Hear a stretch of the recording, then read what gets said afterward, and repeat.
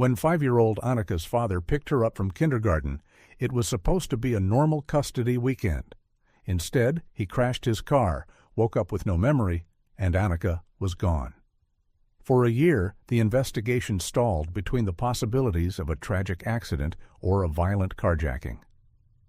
On the anniversary of the disappearance, Annika's mother was finalizing the sale of the family home when a notification appeared on her phone.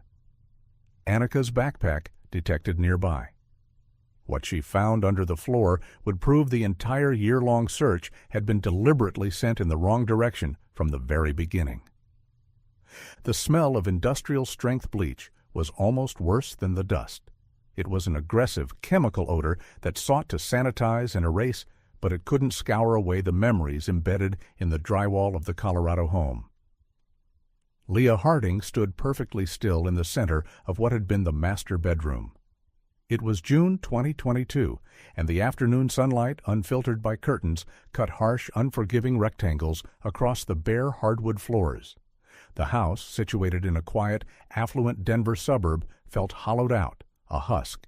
The silence echoed, feeling less like peace and more like a suffocating void.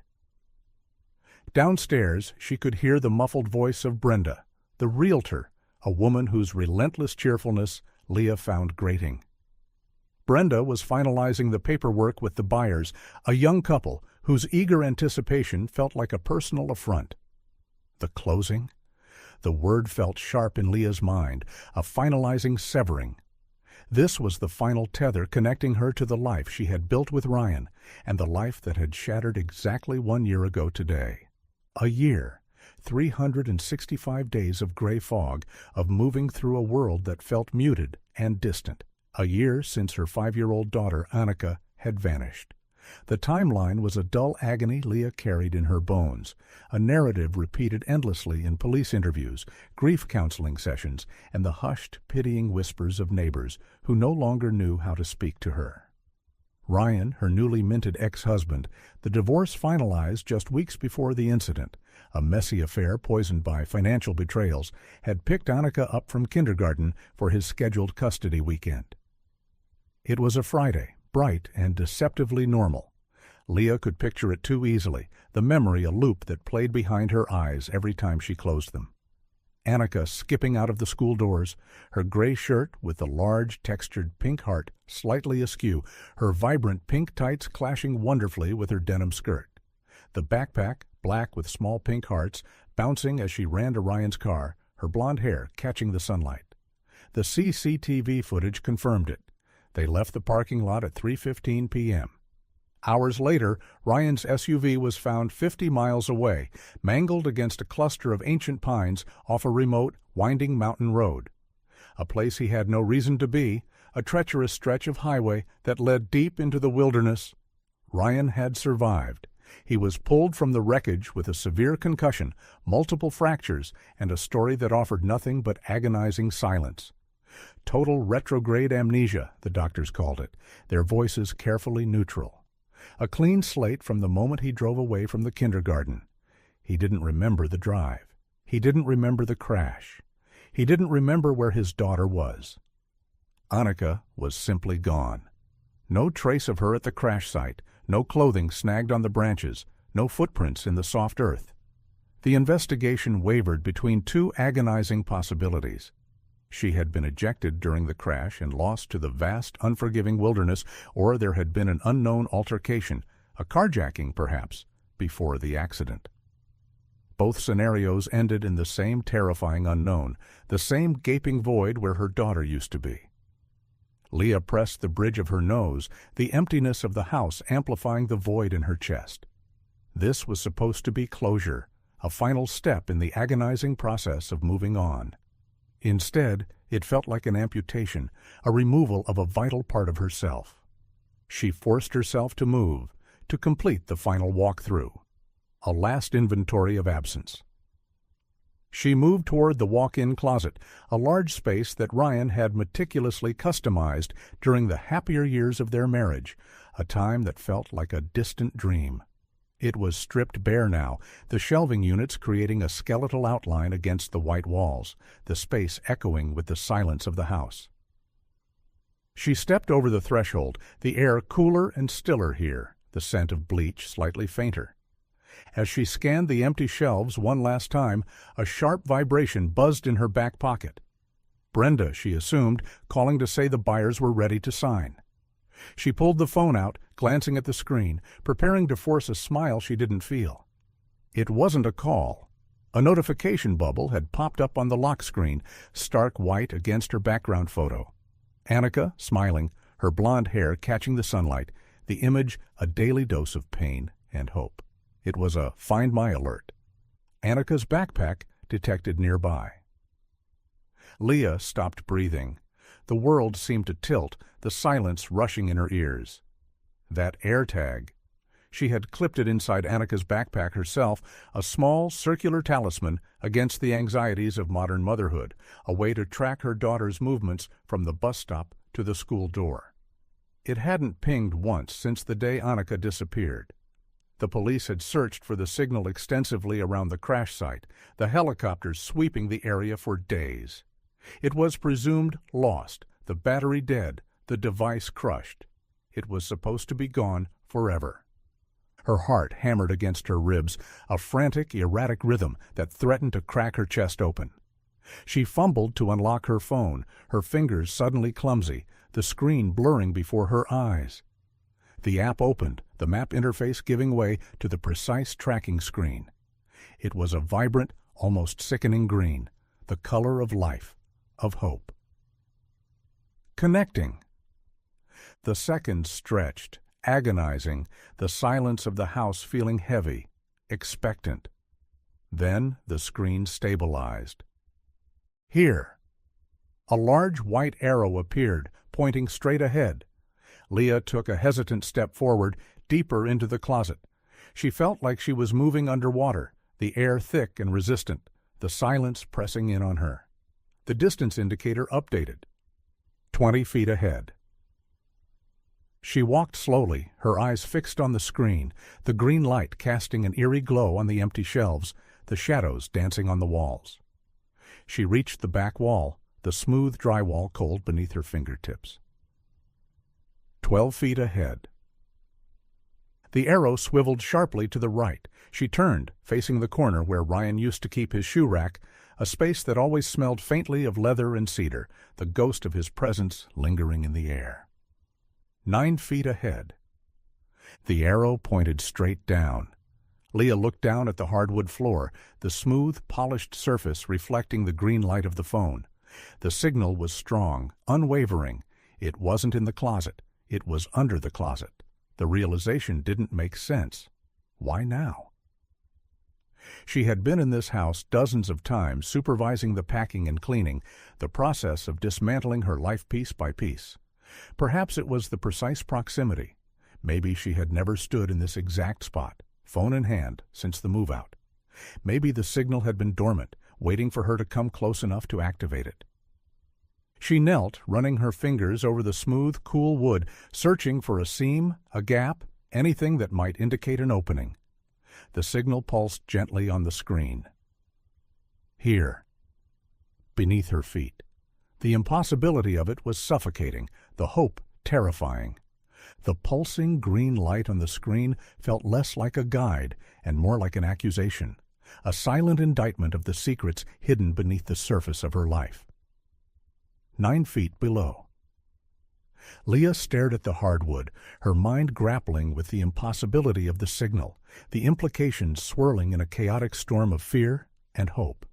A glitch, a ghost in the machine? But the technology was binary, ruthless in its precision. It was here, or it wasn't. And the app insisted it was here. She examined the floorboards more closely, her eyes tracing the grain of the wood, searching for any anomaly. The corner of the closet where the signal was strongest. The planks seemed slightly uneven, the varnish worn differently, a subtle imperfection in the otherwise flawless surface. And then the memory surfaced, sharp and unbidden, a fragment of the past emerging from the fog of grief. Years ago, long before the gambling debts had consumed him, before the lies had poisoned their marriage, Ryan had installed a hidden access panel right here. He was paranoid about security, always talking about needing a safe place for valuables, for emergency cash, a secret compartment hidden from the world. She hadn't thought about it in years, dismissing it as another manifestation of his growing obsession with control. She pressed her fingers against the seam where two boards met, the gap almost invisible, expertly crafted. She pushed, trying to lift the edge, her fingernails scraping against the wood, the resistance firm, unyielding. It was stuck fast, sealed by time, dust, and perhaps the subtle shifting of the house's foundation, the weight of the past year pressing down on it. "Leah? They're here!" Brenda's voice called cheerfully from downstairs, the sound shattering the silence, a jarring intrusion from a world that felt impossibly distant. Panic began to bubble up, hot and acidic, the urgency rising in her throat. The buyers were here. The closing was happening now. If she didn't get this open, she might lose the opportunity forever. The house would belong to strangers, the secrets buried beneath the floorboards, lost forever. She scrambled to her feet and ran, her footsteps echoing loudly in the empty house, the sound a frantic drumbeat against the silence. She sprinted down the stairs, nearly colliding with Brenda in the foyer, the realtor's smile faltering at the sight of Leah's pale face, her frantic energy. "Leah? What's wrong?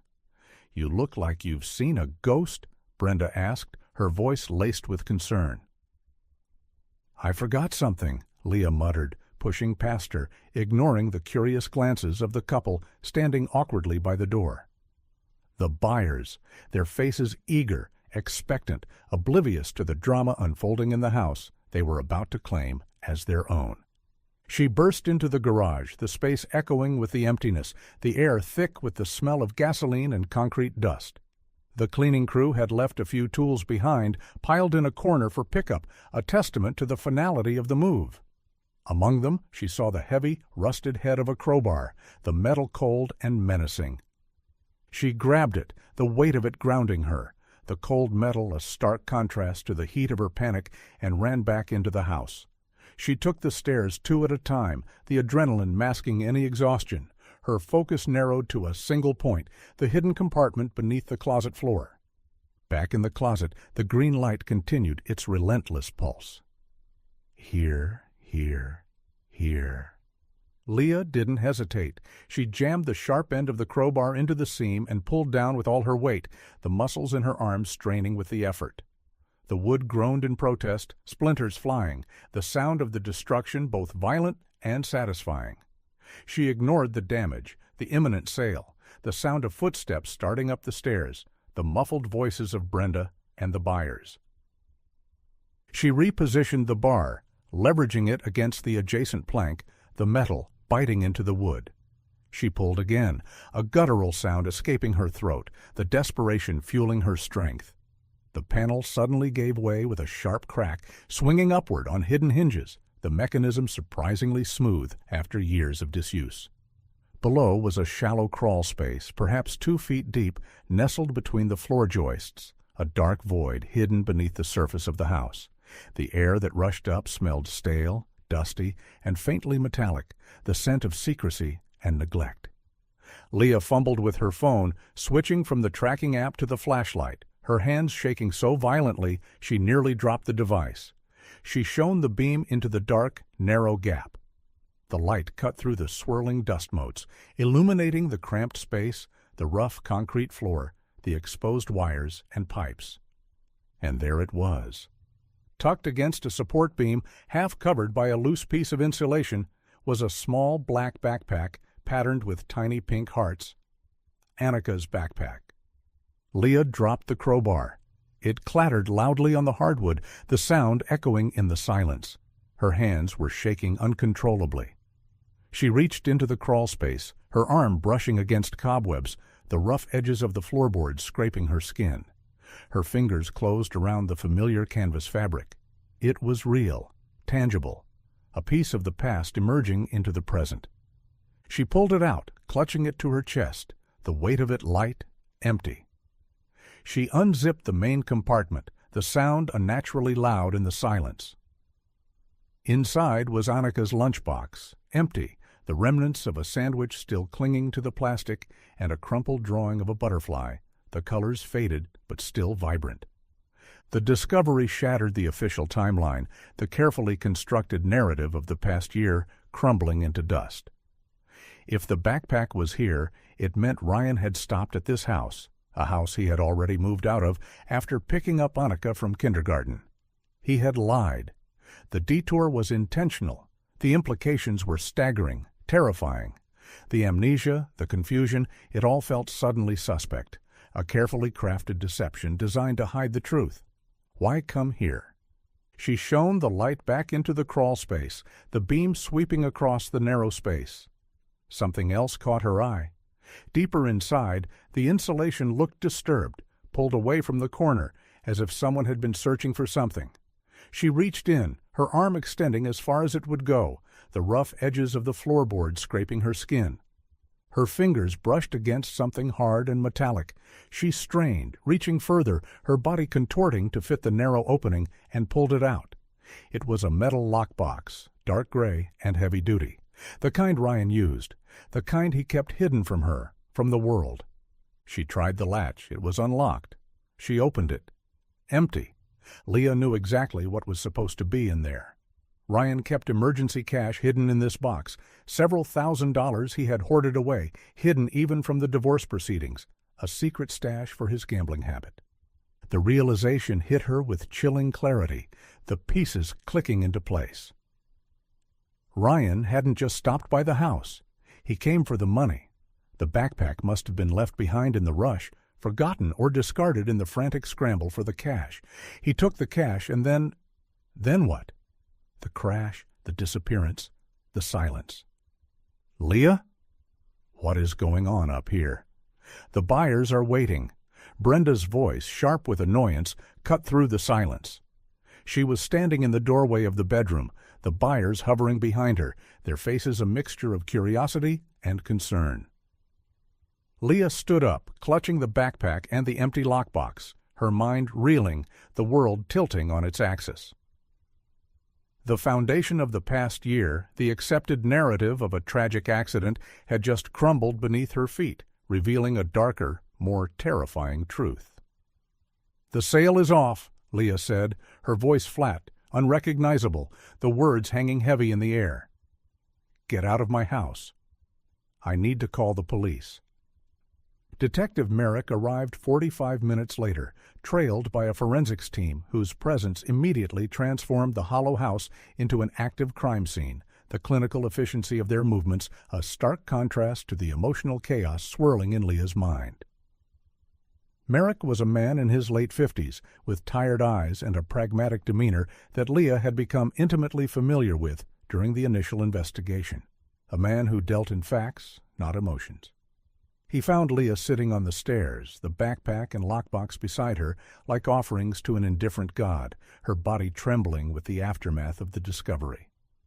Merrick listened patiently as Leah recounted the discovery, her voice trembling with a mixture of adrenaline and renewed grief, the words tumbling out in a rush of fragmented sentences and desperate pleas. She explained the significance of the AirTag, the hidden compartment, the missing cash. She laid out the implications, the proof that Ryan had lied, that the disappearance was not an accident. "It means he was here, Detective," Leah insisted, her voice tight, the desperation bleeding through her words. "Ryan was here with Annika. He came back for the money. This wasn't a random accident. It was planned." Merrick nodded slowly, absorbing the information, his expression unreadable.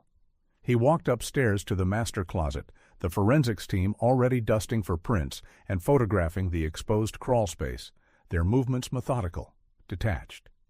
He examined the splintered wood, the disturbed insulation, the empty lockbox. He was meticulous, methodical, giving nothing away, his silence amplifying the tension in the room. He returned to the hallway, facing Leah, his eyes meeting hers, the weight of his skepticism palpable. "I understand why this feels like a breakthrough, Leah," Merrick said, his voice calm and measured, the practiced tone of a man accustomed to managing expectations. "And it is significant. It confirms a stop we didn't know about, But we need to be careful about jumping to conclusions. We need to follow the evidence, not the emotion. He explained the procedural blind spots, the reasons why the house was never searched, the logic behind the initial investigation. Ryan had officially moved out 2 weeks prior to the incident, the divorce finalized, the separation clear. All the evidence, the traffic cams, the witness reports, pointed toward the mountain road where the crash occurred. There was no probable cause to search the house at the time. It was a logical omission, a bureaucratic oversight, but one that now felt like a catastrophic failure. The backpack confirms he stopped here, Merrick conceded, his voice softening slightly. And the empty lockbox suggests he took the cash. That explains the detour. But it doesn't necessarily change what happened afterward. It doesn't tell us where Annika is. Leah stared at him, incredulous, the hope that had ignited in her chest flickering, threatening to extinguish. The skepticism in his voice was a physical weight pressing down on her, a suffocating blanket of doubt. But the amnesia? If he planned to come here for the money, then the crash, it had to be staged. He's lying. The crash could still have been an accident, Merrick interrupted gently, anticipating her argument, his voice firm. He could have been distracted, agitated. Or the carjacking theory still holds. Maybe whoever took Annika forced him to retrieve the cash first. We don't know. We can't assume anything. He was trying to manage her expectations, to cushion the blow of potential disappointment, to protect her from the agonizing cycle of hope and despair. But Leah didn't want comfort. She wanted action. She wanted justice. He cautioned her against interfering, warning her that Ryan's amnesia defense was a formidable obstacle, a legal fortress built on medical jargon and expert testimony. His cognitive issues are medically documented, Leah. We have neurologists willing to testify that the trauma of the crash caused genuine memory loss. Proving he's faking it, it's incredibly difficult. Medically and legally, it's a fortress. We can't just break down the door. The word fortress resonated with Leah, a fortress built of lies, protected by the very system that was supposed to protect her daughter. So what now? She asked, her voice flat, the hope draining out of her, replaced by a cold, hard resolve. Now we process the scene, Merrick said, gesturing towards the flurry of activity in the closet, the clinical detachment of the investigation, a stark contrast to the emotional turmoil raging inside her. We analyze the backpack for any trace evidence. We look at the timeline again with this new information. We'll try to interview Ryan again, see if this jogs his memory. We'll follow the evidence, Leah, wherever it leads. Leah knew exactly what that meant. They would ask Ryan, he would deny remembering, and the case would stall again, the investigation caught in the gears of bureaucracy and skepticism. The police were bound by the rules of evidence, by the slow grind of justice. But Leah wasn't.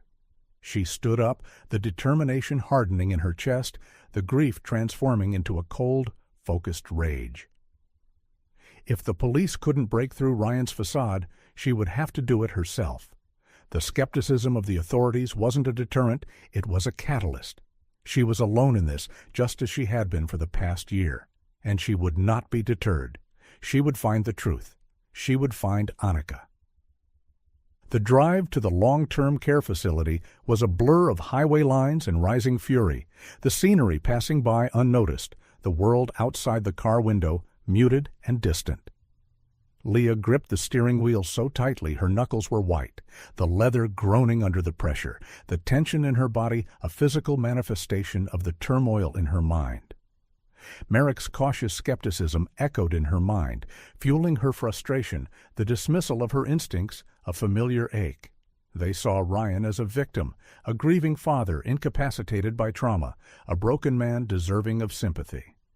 Leah saw the man behind the mask, the man who had lied to her for years about the gambling, the debts, the slow erosion of their life together, the man who had always prioritized his own needs above hers, above Annika's.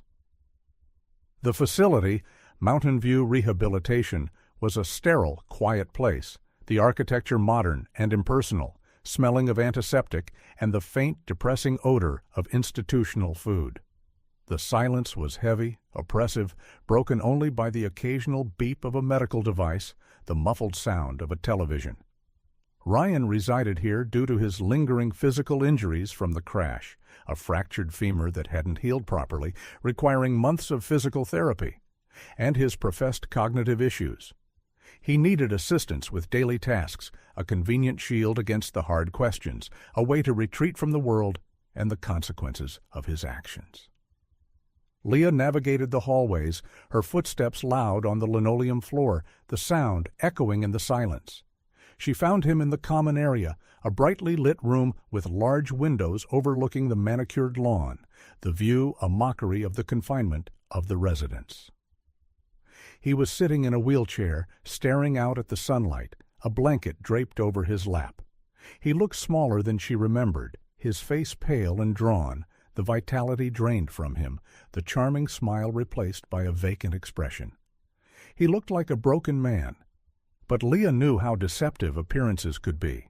She knew the darkness that lurked beneath the surface, the manipulation hidden behind the facade of vulnerability. She walked up to him, stopping directly in front of his wheelchair, blocking the sunlight, casting a shadow over his face.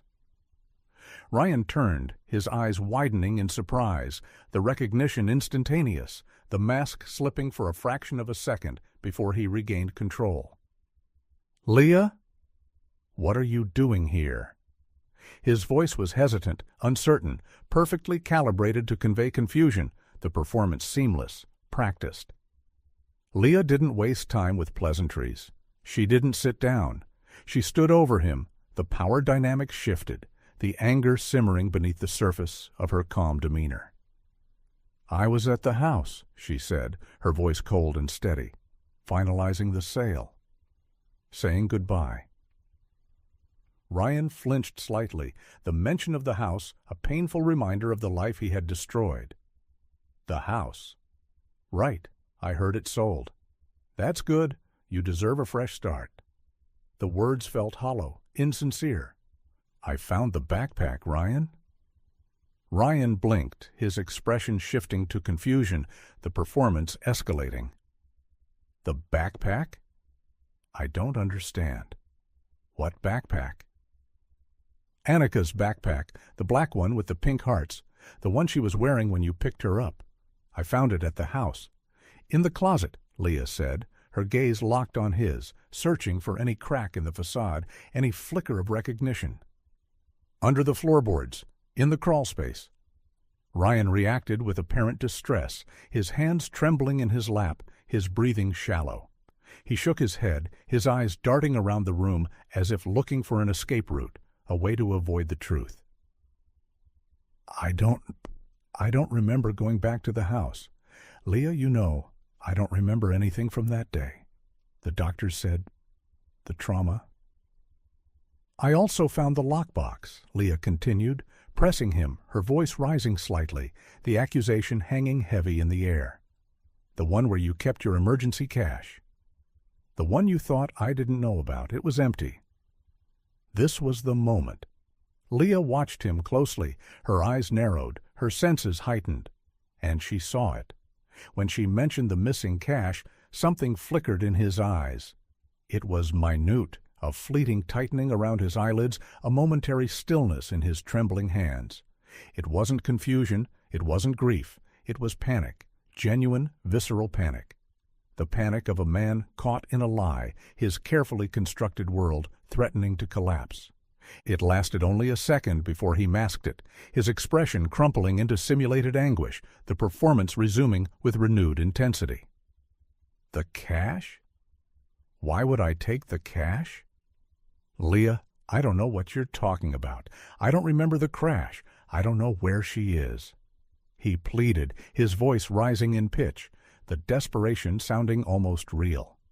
A nurse, drawn by the commotion, approached quickly, her expression concerned, her movements brisk and efficient. "Is everything all right here? Mr. Harding? Are you okay?" Ryan immediately shifted his attention to the nurse, his distress magnifying, the performance escalating into a full-blown meltdown. She's upsetting me. She's confusing me. I can't remember. Please, make her leave." He buried his face in his hands, his shoulders shaking, the sound of his sobs echoing in the quiet room. Leah didn't move. She held his gaze, letting him see the certainty in her eyes, the realization that she knew the truth. The performance was convincing, honed over a year of interviews and evaluations, a masterpiece of deception. But that flicker of panic had betrayed him. It had confirmed everything. "He's fine," Leah said to the nurse, her voice flat, devoid of emotion.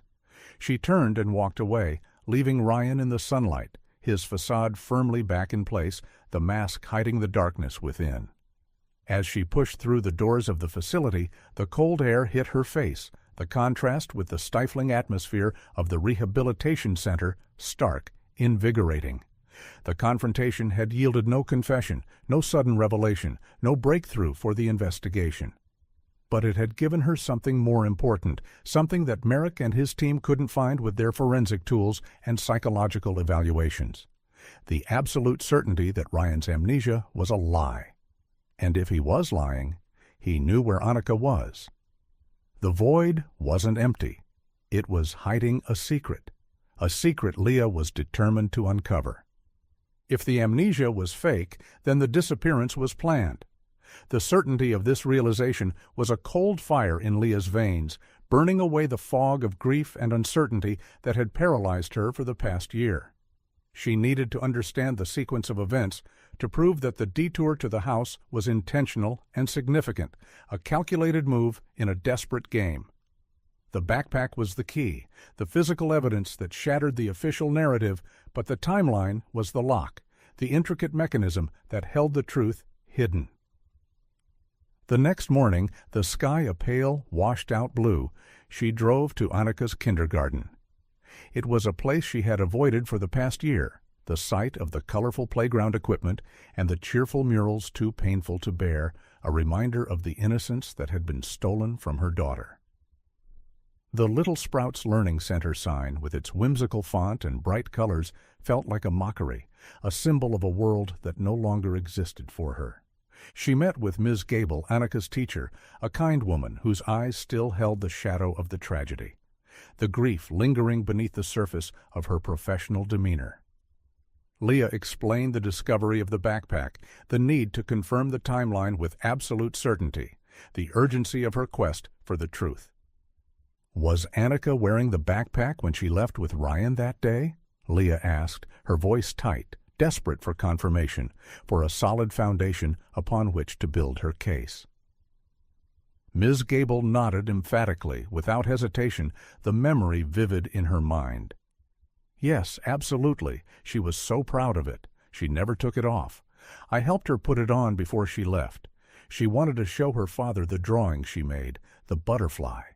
She paused, her expression clouding, the memory shifting from the joyful child to the distracted father. "Ryan was in a hurry. I remember that. He seemed agitated, frazzled. He rushed her out the door, barely saying goodbye.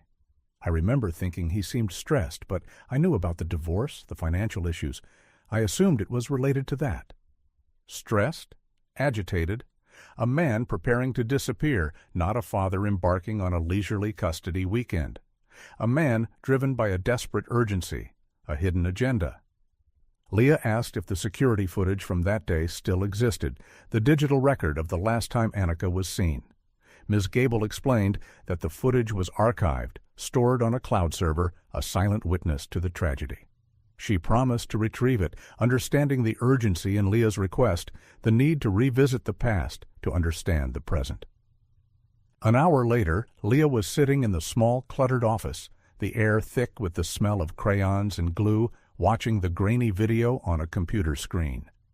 The digital clock in the corner ticked forward, the seconds stretching agonizingly.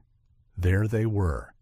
Ryan walking quickly, his stride long and purposeful, his hand on Annika's shoulder, guiding her towards the parking lot, his grip tight, almost forceful. And Annika, skipping beside him, the black backpack with the pink hearts clearly visible on her back, a symbol of her innocence, her vulnerability. The timestamp on the video read 3:15 p.m. Leah watched the footage repeatedly, memorizing every detail, every nuance of their movements. Ryan's tense posture, the stiffness in his shoulders, the way his eyes darted around the parking lot, scanning for threats, for witnesses. Annika's innocent excitement, the joy in her movements, the trust in her father. The contrast was heartbreaking, terrifying. She drove home, her mind racing, the timeline unfolding before her like a map. She pulled up Google Maps on her laptop, charting the route from the kindergarten to the crash site, the distance, the estimated travel time. It was a 45-minute drive, even with moderate traffic, a straightforward route that led directly into the mountains. She then looked at the police reports from the accident, the thick files she had obsessed over for months, the details memorized, the unanswered questions haunting her. The crash was reported by a passing motorist at 6:05 p.m. Nearly 3 hours. The drive should have taken 45 minutes. The stop at the house explained the detour, the deviation from the expected route. The house was about 20 minutes from the kindergarten in the opposite direction of the crash site. If Ryan drove there, retrieved the cash, say 30 minutes inside the house, a generous estimate for the time needed to access the crawl space and empty the lockbox, and then drove to the crash site, that would account for approximately an hour and a half. But that still left almost an hour and a half unaccounted for. A gap in the timeline, a void in the narrative. Where were they during those 90 minutes? The timeline didn't just suggest intent, it screamed it. This contradicted the theory of a random accident or a sudden carjacking. A carjacking would have been chaotic, frantic, a desperate struggle for control. This timeline felt deliberate, methodical, a carefully orchestrated sequence of events leading to a predetermined outcome. Ryan had time to take the cash, time to drive somewhere else before the crash, time to do something with Annika, time to make her disappear. Leah realized she was only scratching the surface, the discovery of the backpack opening a door into a darkness she hadn't known existed, a labyrinth of deception and betrayal. If the disappearance was planned, she needed to understand why. And the answer, she suspected, lay not in the timeline, not in the logistics of the disappearance, but in the chaos of Ryan's life before the crash. The financial ruin that had driven him to desperation, the secrets he kept hidden from the world. The root of their divorce, the reason their marriage had disintegrated, the catalyst for the destruction of their life together, was Ryan's gambling. It had started small, recreational poker games with friends, a harmless diversion that provided an escape from the pressures of work, the responsibilities of fatherhood. But it had escalated quickly, insidiously, consuming his attention, his savings, their future, the addiction taking hold of him like a virus, rewriting his personality, his priorities. By the time Leah filed for divorce, Ryan was drowning in debt, his life a chaotic mess of lies and desperation, the charming, ambitious man she had married replaced by a stranger, a man obsessed with the next bet, the next win. If the disappearance was related to the debt, Leah needed to understand the scope of the problem, the depth of the abyss into which Ryan had fallen. She needed to see the full picture, the darkness she had averted her eyes from, the reality she had tried to ignore. She called her divorce attorney, Sarah Jenkins. Jenkins was a sharp, pragmatic woman who had navigated the complexities of Ryan's finances with ruthless efficiency, a fierce advocate who had protected Leah from the fallout of his recklessness. Leah asked her to review the detailed financial disclosures again, the records she had previously avoided looking at, wanting only to be free of Ryan, not mired in the details of his ruin, the extent of his betrayal. Leah met Jenkins at her downtown office, a sleek, modern space overlooking the Denver skyline, the view expansive, breathtaking, a stark contrast to the claustrophobic reality of Leah's life. Jenkins had the files spread out on the conference table, a daunting stack of bank statements, credit reports, and legal documents.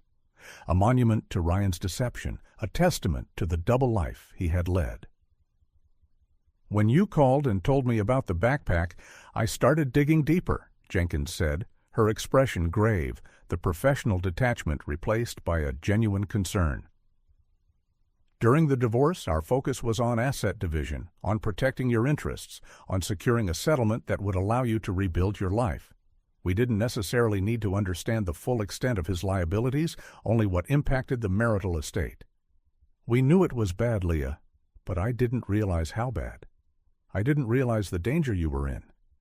Jenkins pointed to a series of large wire transfers, amounts that made Leah feel nauseous, the numbers blurring before her eyes.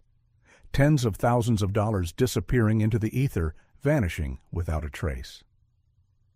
Ryan took extreme measures to hide the extent of his debt.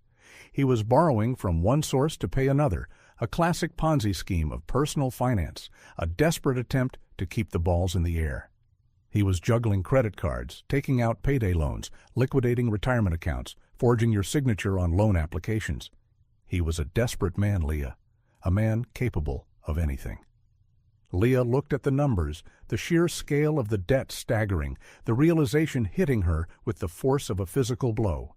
It was far larger and more complex than she had initially realized. Hundreds of thousands of dollars.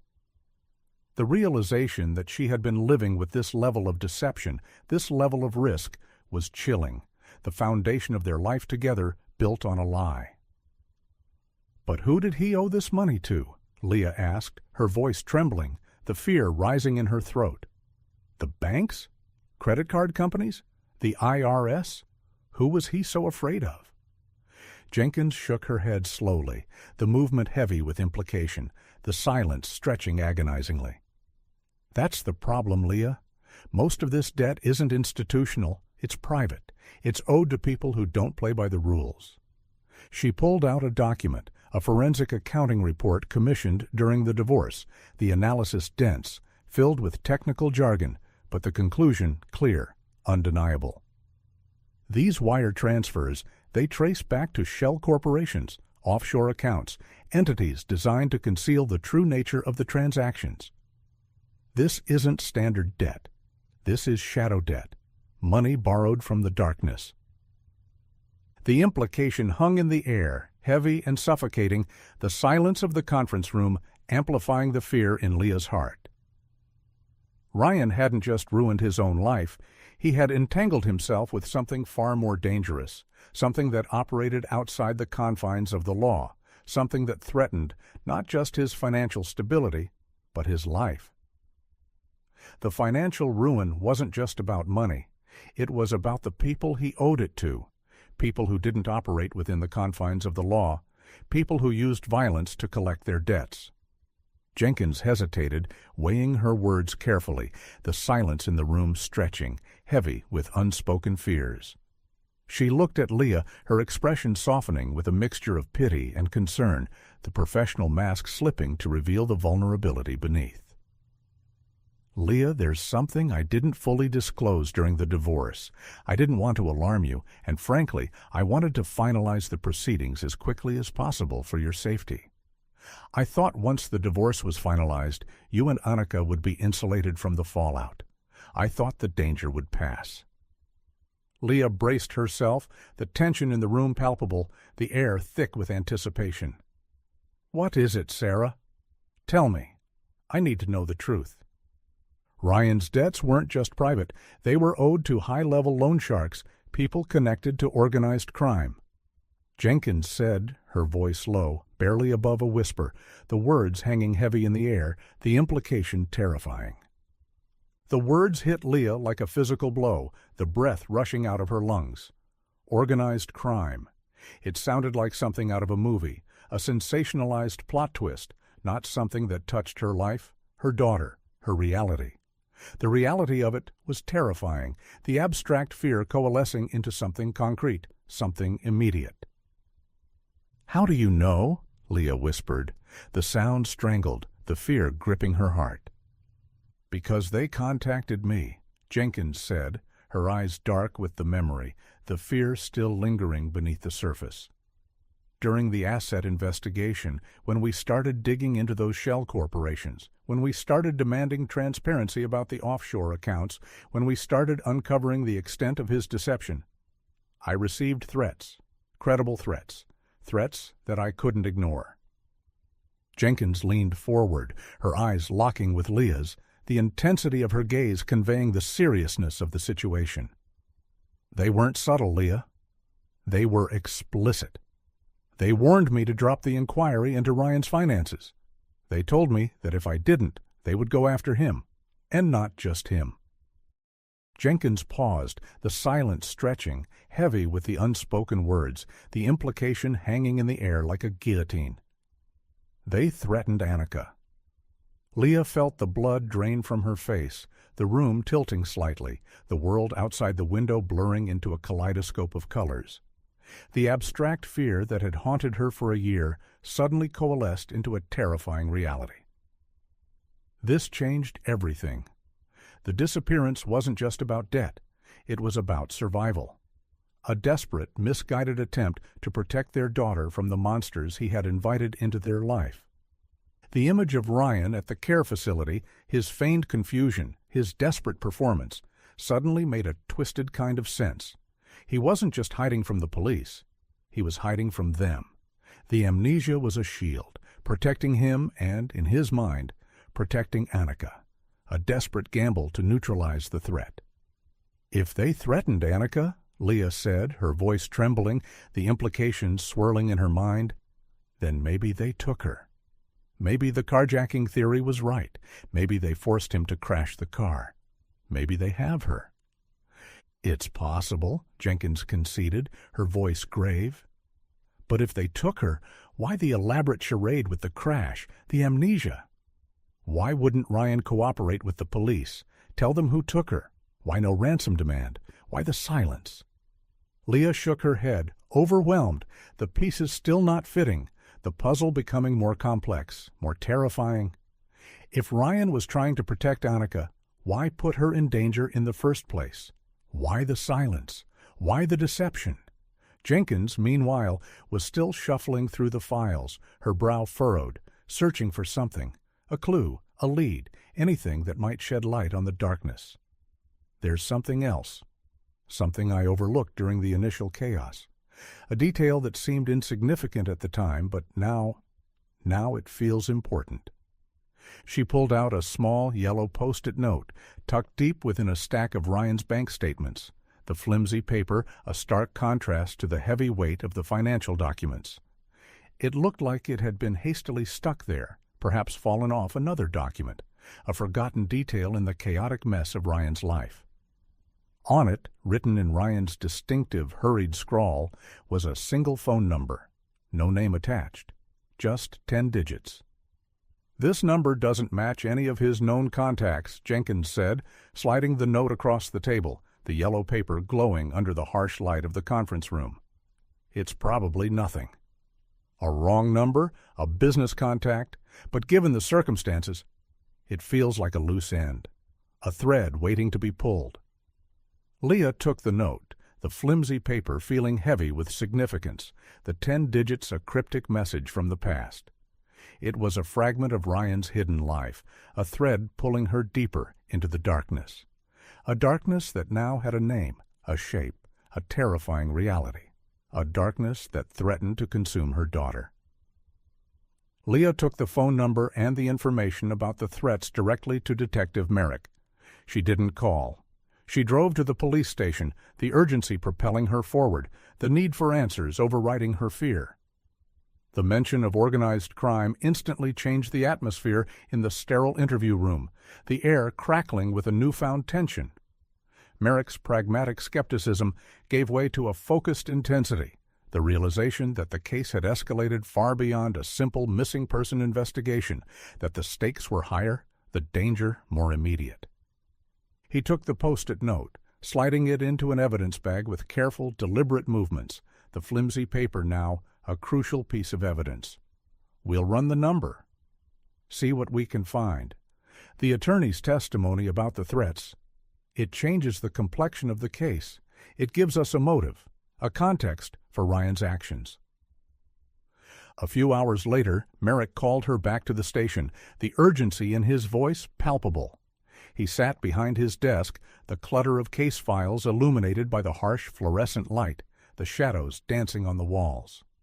He had the results of the trace, the information pulled from the digital ether. "The number connects to a burner phone," Merrick explained, his voice tight, devoid of the earlier skepticism, the frustration evident in his tone. "Purchased with cash at a convenience store in Denver 2 weeks before the disappearance. It was active only for a few weeks, then went dead the day after the crash. Untraceable. Anonymous." He pulled up the call logs, the screen reflecting in his tired eyes, the data sparse but telling. A digital footprint of a desperate man. The phone showed repeated frantic calls to 2 other numbers in the days leading up to the disappearance. Short calls, frequent, suggesting coordination, planning a conspiracy. He pointed to the first number on the screen, the digits glowing brightly. "This one we traced to a known enforcer for the gambling ring Ryan was indebted to, a man named Victor Novak. He's bad news, Leah. Violent, connected to a larger syndicate. We've been tracking him for years, but he's slippery, elusive." The confirmation made Leah's stomach clench, the fear a cold knot in her gut. The threat was real. It had a name. Victor Novak. A name that felt heavy, ominous, a symbol of the darkness that had consumed her life. "And the second number?" Leah asked, her voice hesitant, almost afraid to know the answer, the hope flickering, threatening to extinguish. Merrick pointed to the second number on the screen, the digits a cryptic code. "This one is also a burner, untraceable, registered under a fake name, Arthur Dent, purchased at the same convenience store as the first burner, a coordinated effort to maintain anonymity." He pulled up a map showing the location data associated with the second burner phone, the pings scattered across the digital landscape but localized to a specific area. The pings are localized to a remote, mountainous region in southwest Colorado, near the Gunnison National Forest. A vast wilderness, a place where someone could disappear without a trace. It went dead the same day as the first burner, the day after the crash. The connection was undeniable. Ryan was actively communicating with the criminals threatening his daughter, and simultaneously with an unknown party in the remote mountains. A triangle of communication, a conspiracy of silence, a desperate attempt to navigate the treacherous waters between the law and the underworld. "So Ryan was talking to this Arthur Dent person while he was being threatened by Novak," Leah said, trying to process the information, the implications swirling in her mind, the puzzle becoming clearer, more terrifying. Maybe this Dent person was helping him hide Annika, helping him escape. Or maybe Dent was part of the extortion, Merrick countered, his pragmatism returning, the skepticism lingering beneath the surface. "We don't know the nature of the relationship. We don't know who Arthur Dent is. But this changes the scope of the investigation. The threat against Annika was credible, and Ryan was involved in something far more complex than a simple accident. He was playing a dangerous game."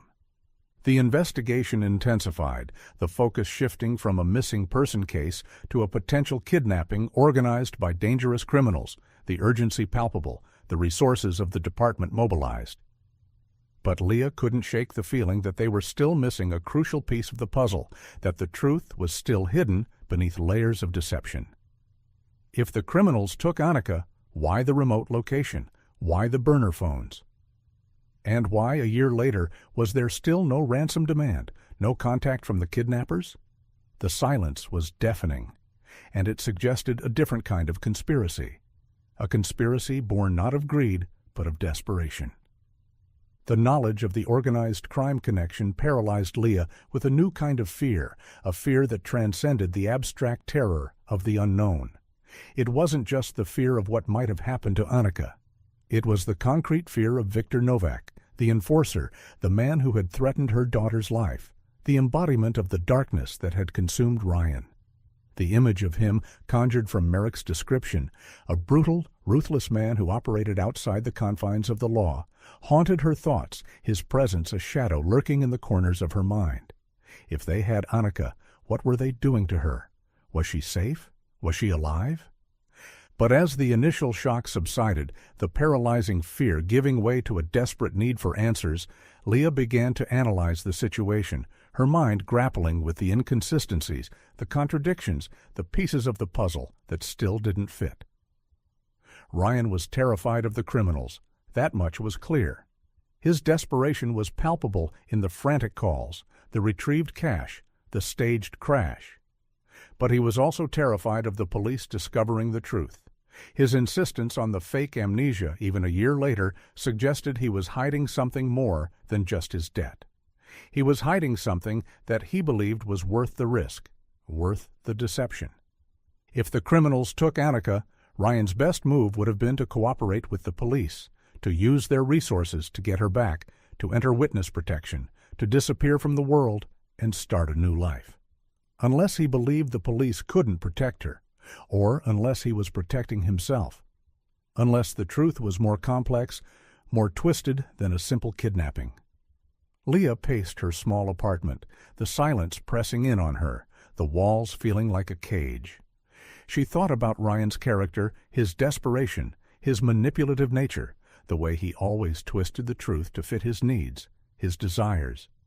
He was a man who always looked for the easy way out, the quick fix, the gamble that promised a big payoff. A man who prioritized self-preservation above all else, even his own daughter. And then a radical theory began to form in her mind, a possibility so unsettling she almost dismissed it immediately, the implications too terrifying to contemplate. A theory that reconciled the contradictions, the inconsistencies, the silence. What if the crash wasn't an accident or an abduction by the criminals? What if it was a diversion? Leah stopped pacing, the implications of the theory hitting her with full force, the breath rushing out of her lungs. What if Ryan staged the disappearance to protect Annika from the debtors? If they believed she was gone, dead, or vanished without a trace, then the threat against her would be neutralized. They couldn't use her as leverage against him.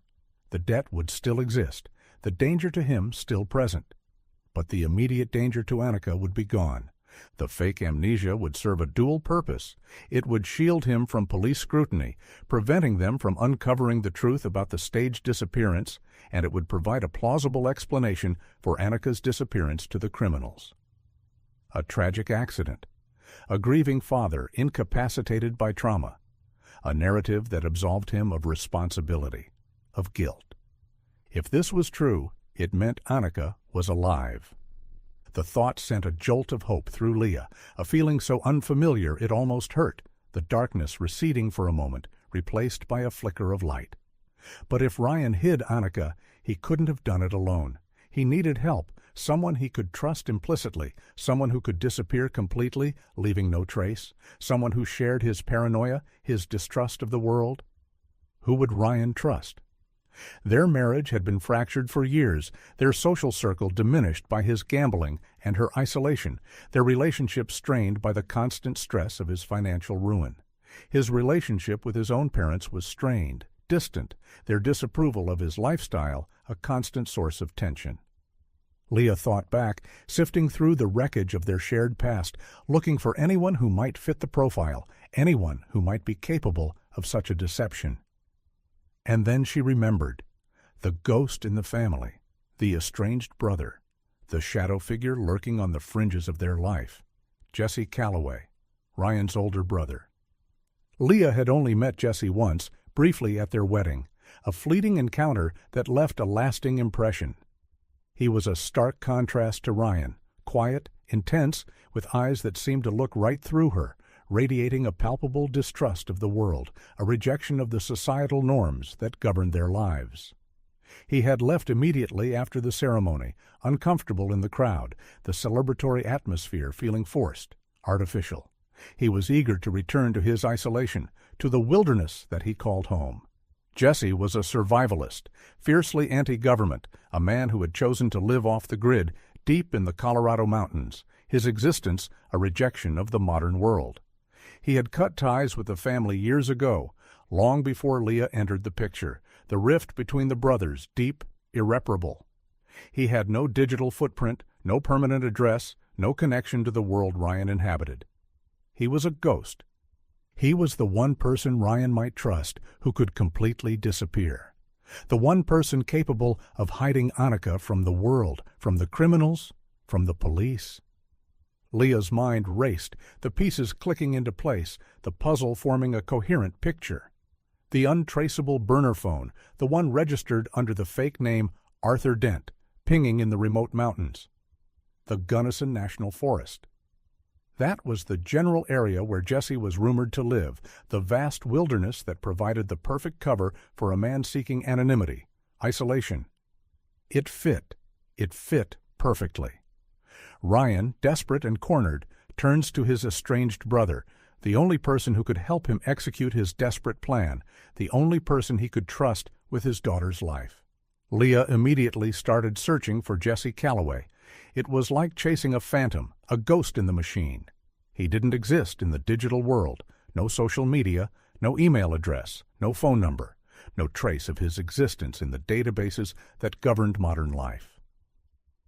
She spent hours online, scouring public records, genealogical databases, anything that might give her a lead, a clue to his whereabouts. She found old addresses in small mountain towns, disconnected phone numbers, fragments of a life left behind, a trail of breadcrumbs leading into the wilderness. But nothing recent, nothing concrete, nothing that could help her find him. She needed something tangible, something that connected Jesse to the burner phone, to Arthur Dent, something that proved her theory. She focused on the location data Merrick had provided, the remote area near the Gunnison National Forest, the cluster of red dots on the digital map. She cross-referenced it with the old public records she had found for Jesse, looking for any overlap, any connection, any convergence of the past and the present. And then she found it. A P.O. box in a small town called Silver Creek, deep in the mountains, nestled on the edge of the Gunnison National Forest, a remote outpost on the fringes of civilization. It was registered years ago under the name Jesse Calloway. It was likely inactive, another dead end, another ghost in the machine. But something compelled her to look deeper, a gut feeling, an instinct that told her this was important. She searched for the P.O. Box number online, cross-referencing it with the fake name Arthur Dent. It was a desperate gamble, a shot in the dark, a search for a needle in a haystack of information. And there it was, a hit on an obscure, outdated database of P.O. Box registrations, a digital echo of a forgotten transaction. The P.O. Box in Silver Creek was still active. And the registration had been updated a year ago, just before the disappearance, the timing too precise to be a coincidence. The name on the registration, Arthur Dent. The connection was undeniable. Jesse Calloway was Arthur Dent. He was the one communicating with Ryan. He was the one who had Annika. The realization was both exhilarating and terrifying, the hope surging through her veins, the fear gripping her heart.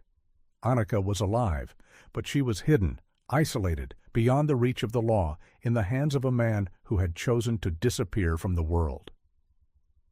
And Leah was the only one who knew where she was. Leah presented the connection to Detective Merrick, the evidence laid out on his desk, the circumstantial but compelling links forming a chain of evidence that pointed directly to Jesse Calloway. The estranged brother living off the grid, the burner phone pinging in the same remote area, the P.O. box registered under the same fake name. It was a convergence of facts that couldn't be ignored. Merrick recognized the significance of the lead, the skepticism in his eyes replaced by a focused intensity, the realization that the case had taken a sharp turn, the investigation shifting from a dead end to a viable lead. It's a strong possibility, Leah. It explains the unaccounted time, the remote location, the silence. It fits the profile of a staged disappearance. It gives us a target. But the reality of the situation was complex, fraught with legal and logistical obstacles, the path forward unclear. Jesse Calloway was a recluse, living in a remote jurisdiction where the local authorities were stretched thin, their resources limited, their cooperation uncertain. And despite the circumstantial evidence, they still had no concrete proof that Annika was with him, no visual confirmation, no direct evidence of a crime. "We can't just raid his property based on a P.O. box registration and a theory," Merrick explained, his frustration evident, the constraints of the law chafing against the urgency of the situation. "We need probable cause. We need evidence that a crime has been committed and that Annika is in imminent danger. We don't have that yet. We have a ghost." Leah stared at him, incredulous, the urgency that fueled her unmatched by the slow grind of the investigation, the bureaucracy threatening to derail the search for her daughter. "A crime has been committed. Ryan kidnapped her. He staged the disappearance. He lied to everyone." "We don't know that for sure," Merrick countered, his pragmatism a wall she couldn't breach. The legal definitions of crime and evidence a stark contrast to the emotional reality of her situation. "Ryan still claims amnesia, and if Jesse has her, we don't know the circumstances. Maybe Ryan convinced him that he was protecting her from you. Given the contentious divorce, the accusations, we have to consider the possibility that Jesse believes he is acting in Annika's best interest." The thought made Leah feel sick, the realization of Ryan's manipulative nature hitting her with renewed force. He would use anyone, anything to achieve his goals, to protect himself, to maintain control. He would poison his own brother against her, twisting the truth into a weapon. "So what do we do?" Leah asked, her desperation mounting, the fear gnawing at her resolve. "We monitor the P.O. box," Merrick said, the plan already forming in his mind, the strategy unfolding. "We set up surveillance, see who comes to collect the mail. If we can confirm it's Jesse, and if we can get any indication that Annika is with him, then we can move in. We have to build a case, Leah. We have to do this right." "How long will that take?" Leah pressed, the impatience gnawing at her, the fear of losing Annika again overwhelming. "It could take weeks," Merrick admitted, his honesty brutal, the reality of the situation stark. "This is a remote area. Setting up surveillance takes time, resources, coordination with the local authorities. And Jesse is likely paranoid, cautious. He won't make it easy for us. We have to do this by the book, Leah. Otherwise, we risk jeopardizing the entire case. We risk losing her forever." Weeks. Leah didn't have weeks. If Ryan was hiding Annika with Jesse, the renewed police activity, the sudden interest in the case, might make him panic. He might contact Jesse, warn him. He might move her again, deeper into the wilderness, where she would be lost forever, the fragile thread of hope snapping. Leah looked at Merrick, the determination hardening in her chest, the decision forming in her mind. She couldn't wait for the bureaucracy. She couldn't rely on the slow grind of the investigation. The fear of losing Annika outweighed any risk, any consequence, any law. She made a decision, a desperate gamble, a leap of faith into the unknown. If the police couldn't find Annika, she would have to do it herself. The realization was terrifying, but also liberating. She was no longer a victim of circumstance, a grieving mother waiting for answers.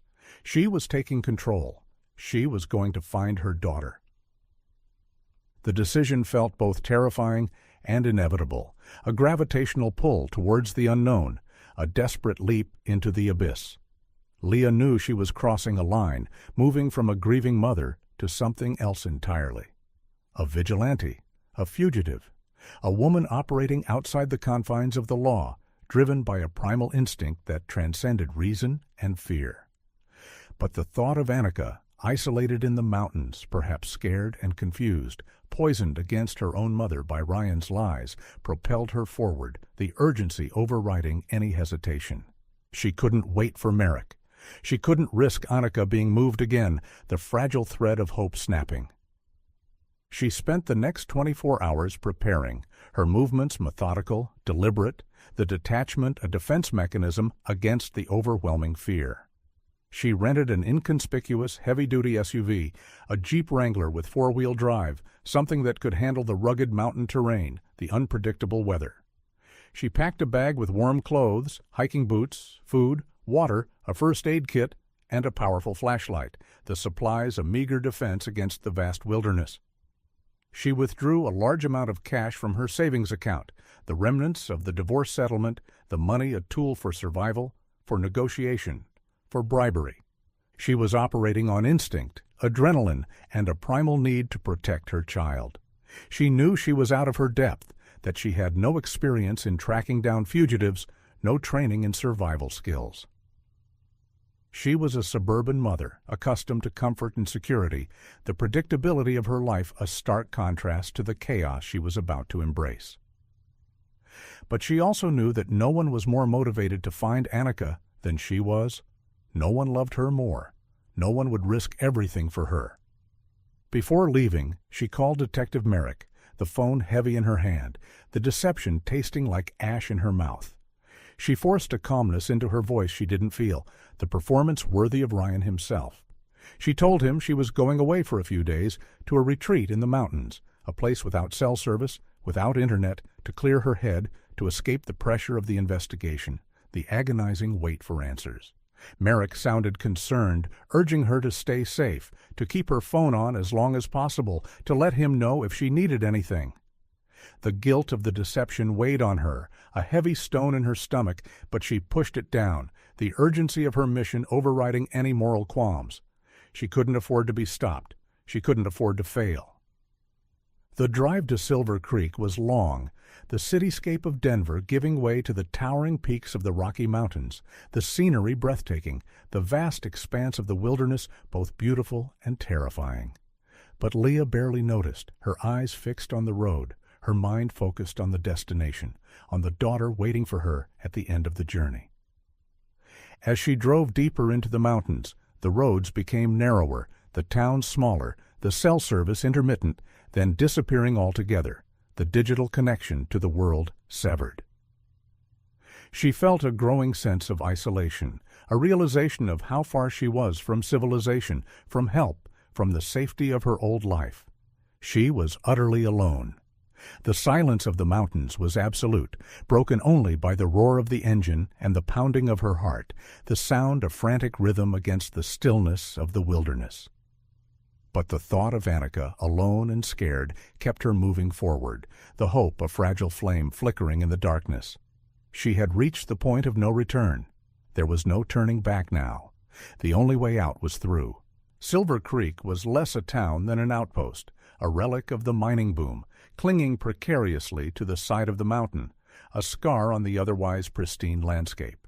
Nestled in a narrow valley, surrounded by towering pines, it consisted of a single main street with a few scattered buildings, a general store, a gas station, a diner, and a small rustic motel. The atmosphere was insular, a place where time seemed to move slower, where the secrets of the mountains were kept hidden, guarded by the locals with a fierce loyalty. Outsiders were noticed immediately, scrutinized with a mixture of suspicion and indifference, their presence a disruption in the quiet rhythm of the town. Leah checked into the motel, the Silver Creek Inn, a rustic establishment with peeling paint and a flickering neon sign that buzzed faintly in the silence. The room was small and smelled of pine cleaner and stale smoke, the decor outdated, the atmosphere oppressive. The proprietor, a woman with a weathered face and shrewd eyes, scrutinized her driver's license before handing her the key, her gaze lingering on Leah's face, searching for something, a sign of weakness, a reason to distrust her. She needed information, but she knew she had to be careful. A desperate mother asking questions about a local recluse would raise suspicion quickly, the rumor mill spreading like wildfire through the small town. She had to blend in, to become invisible, to navigate the treacherous waters of the local culture. She started her reconnaissance at the general store, which also served as the town's post office, the heart of the community, the place where information was exchanged, secrets shared. The interior was dimly lit, cluttered with shelves stocked with canned goods, fishing gear, and hunting supplies, the air thick with the smell of coffee and dust. A man in his 60s with a weathered face and suspicious eyes that mirrored the proprietor of the inn stood behind the counter, his posture rigid, his expression guarded. He was the postmaster, the gatekeeper of the town's secrets. Leah approached the counter, trying to appear casual, relaxed, a tourist passing through, seeking refuge from the chaos of the city. She bought a cup of coffee and a local map, spreading it out on the counter, the colorful lines a stark contrast to the rugged reality of the mountains. "I'm looking for a friend of mine," she said, carefully modulating her voice, injecting a casualness she didn't feel, the lie slipping easily from her lips. "He moved up here a while back, goes by the name Arthur Dent. I was supposed to meet him here, but I lost his address." The postmaster's eyes narrowed slightly, the reaction subtle, but Leah caught it.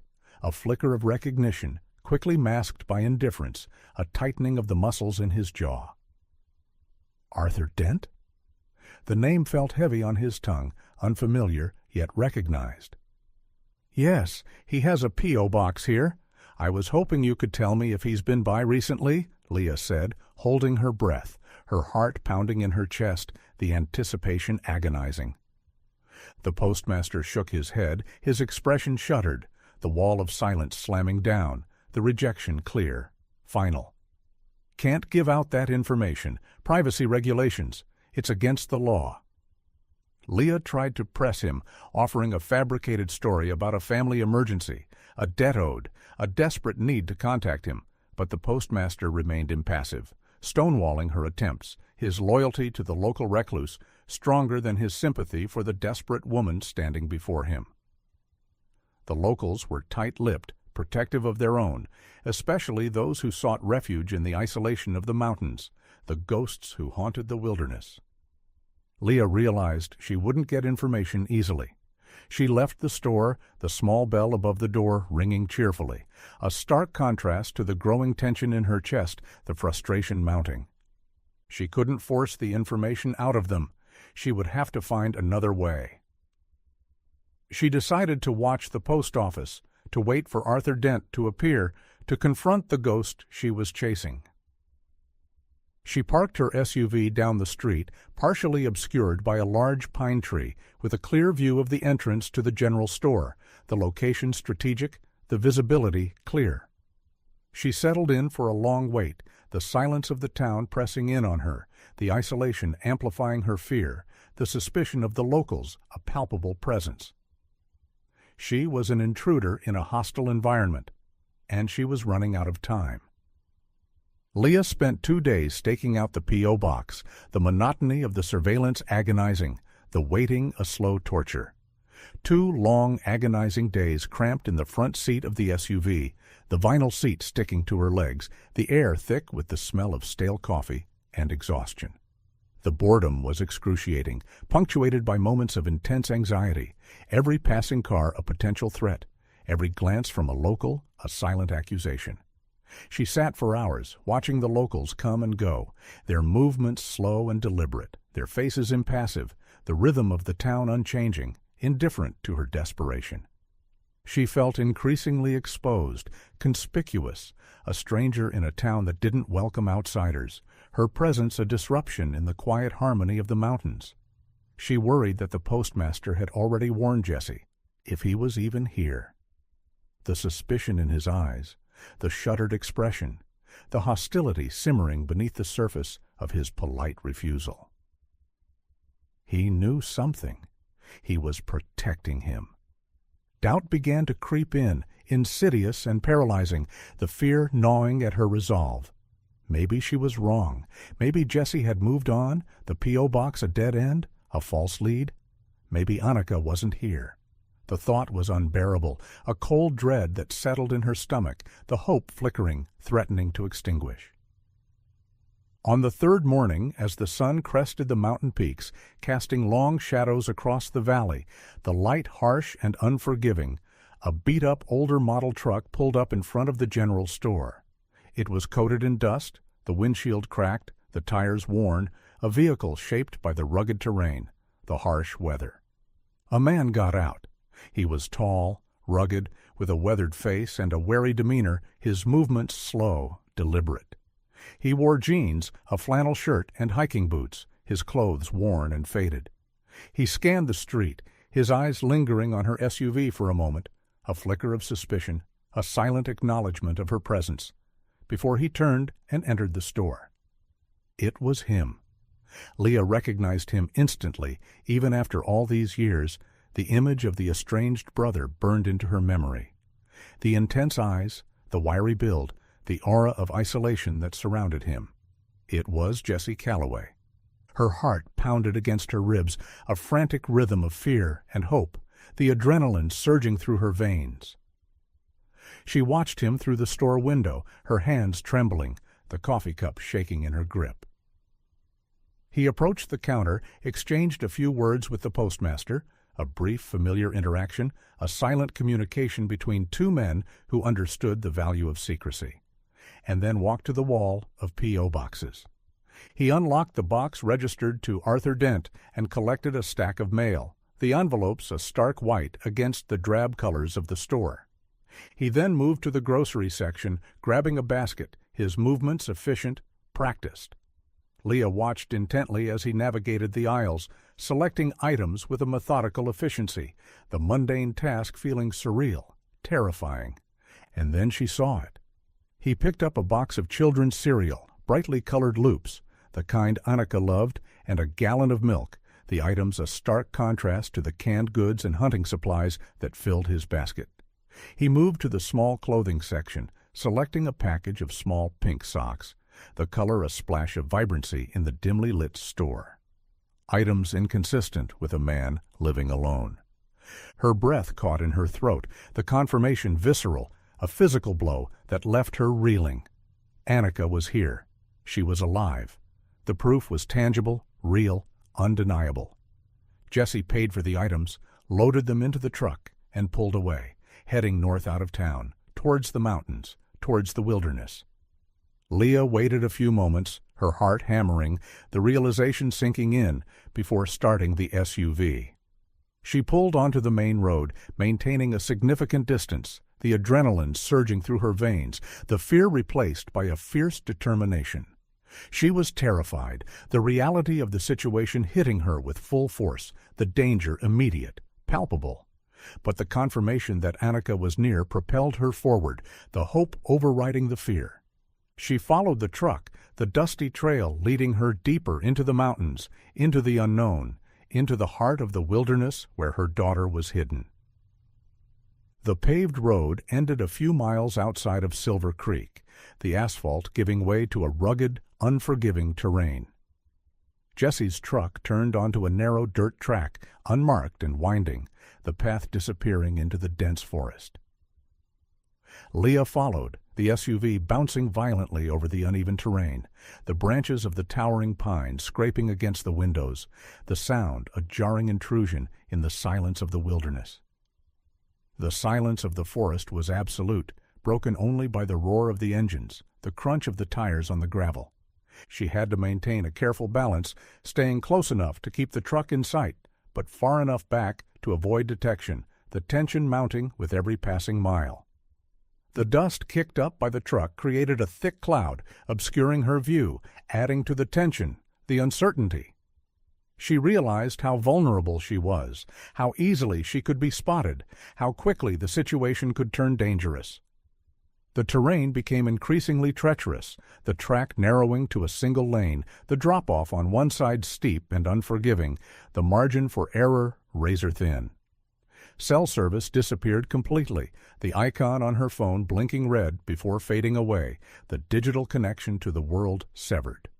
A stark reminder of her isolation, her vulnerability. She was utterly isolated. If anything happened, if the SUV broke down, if Jesse spotted her, she was on her own. No backup, no help, no escape. They drove for nearly an hour, climbing higher into the mountains, the air growing colder, the silence deeper, the isolation absolute. Leah's knuckles were white on the steering wheel, her eyes fixed on the truck ahead, her mind racing with possibilities, scenarios, outcomes, the fear a cold knot in her stomach. Finally, the truck slowed down and turned onto a narrow driveway, disappearing into the thick woods, the entrance marked only by a small, hand-painted sign that read, "Private property." No trespassing.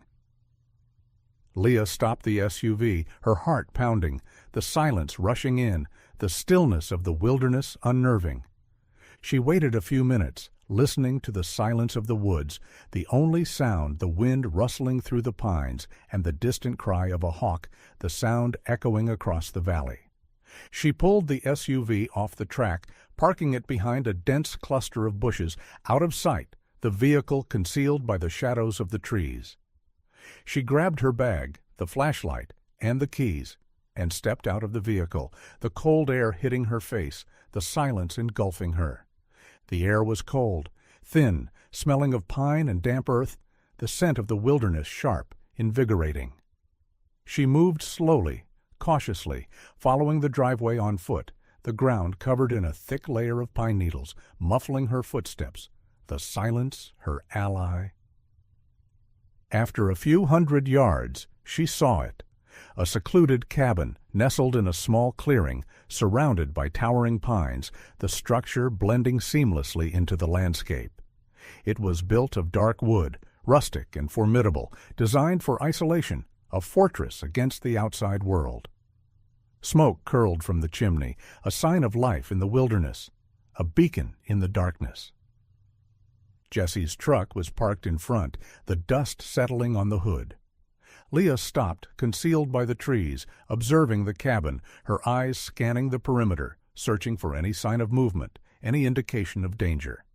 It was smaller than she expected, with a covered porch and small windows, the glass reflecting the fading light of the afternoon. There was no sign of Annika, no toys in the yard, no indication that a child lived there. The silence was absolute, the stillness unsettling.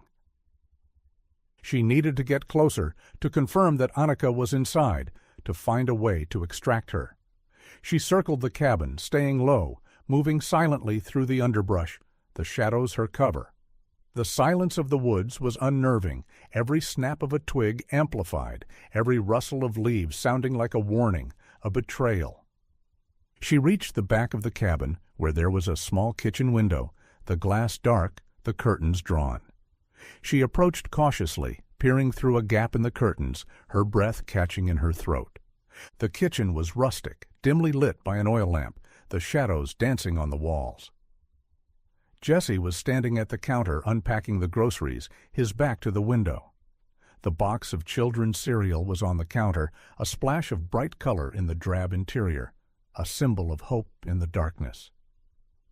Leah scanned the room, her eyes searching for any sign of her daughter, a glimpse of her face, a sound of her voice. And then she saw it. The refrigerator stood against the far wall, an old, humming appliance that seemed out of place in the rustic kitchen, a relic of the modern world in the heart of the wilderness. Taped to the door, held in place by a small magnet, was a crayon drawing. It was a colorful, childish depiction of a cabin surrounded by trees, the lines uneven, the colors vibrant. A bright yellow sun shone in the corner, a blue bird perched on the roof, the smoke curling from the chimney in a whimsical spiral.